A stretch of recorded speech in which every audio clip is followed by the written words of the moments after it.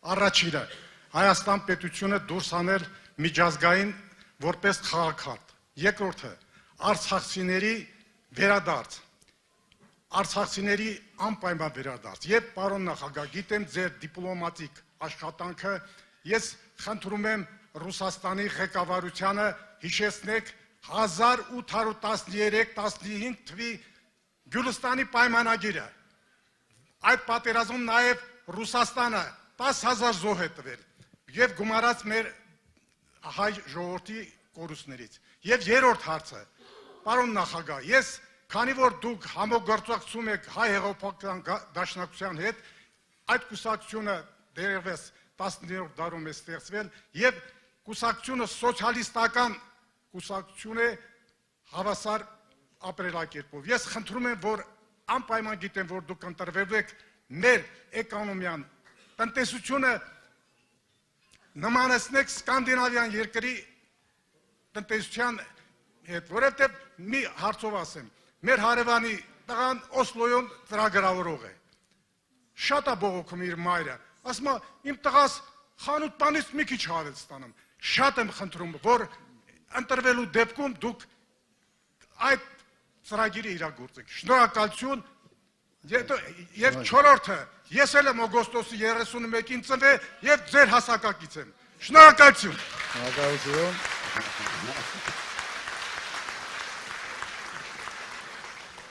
Նայեք, հետարքիր է, երևի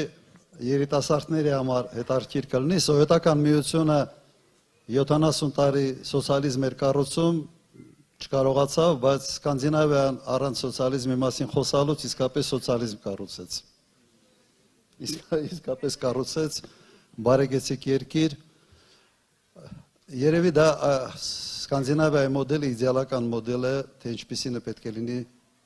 պետությունը։ Երևի Սկանդինավիա եւ Սինգապուր իսկապես իդեալական է, ես համամիտ եմ։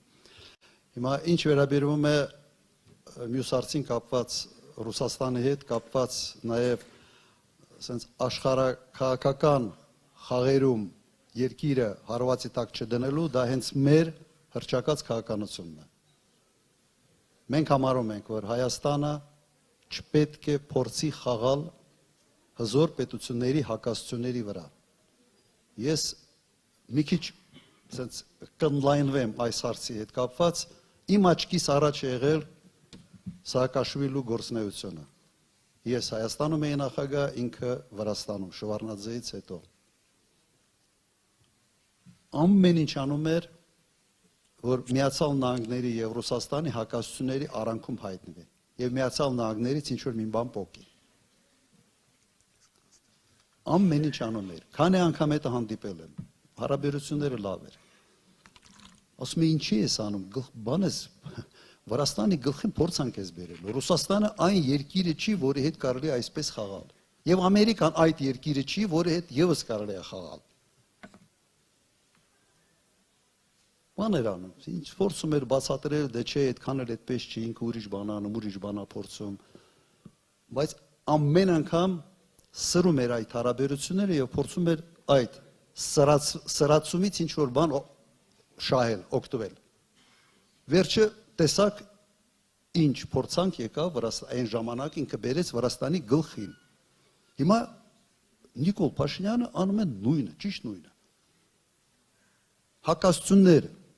կան, այսօր ավելի սուր են այդ հակասությունները Արևմուտքի եւ Ռուսաստանի միջև, եւ ինքը անում է ամեն ինչ այդ հակասությունների ասենց խիզակետում հայտնվելու համար։ Փորձանք է բերելու բոլորին գլխի։ Եվ հիմա արդեն այդ փորձանքը բերել է, արդեն հայկական ապրանքների համար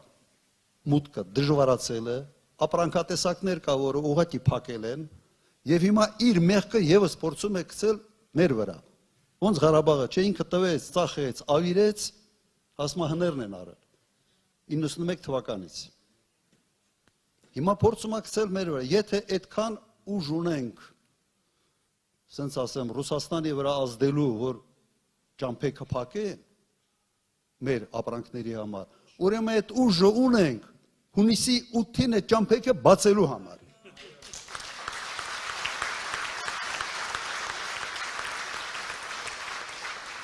Եթե ինքը մնա հաստատ ճամփեքը փակվելու է։ Ամբողջ ինչ Հայաստանը արտադրում է, չի արտադրում, սենց ասեմ, 90%-ով գնում է Ռուսաստան։ Գյուղարտադրանքի ավելի քան 90%-ը։ Մոտավորապես 98% բանջարեղեն, ծաղիկ, գինի եւ այլ, մոտավորապես 90%-92%։ Բալավ դու այդ քայլերը որ անում ես, չես մտածում այդ արտադրողի մասին, այդ բիզնեսների մասին, այդ ջերմոցներում աշխատող մարդկանց մասին։ Լավ, դրանց հացը, դրանց բերանից, ընտանիքների, երեխաներից կտրում ես։ Ինչի համար։ Որ արևմուտքից մեկը քեզ ասի ապրես լավ տղա ես։ Սաակաշվիլին էր տենց մտածում, հիմա որտեղ է։ Հիմա ուր է, աու, չկա։ Ուրեմն, եթե այդքան հզոր ենք, որ կարող ենք սա փակել, կրկնեմ, ուրեմն այդ հզորությունը կա բացելու համար։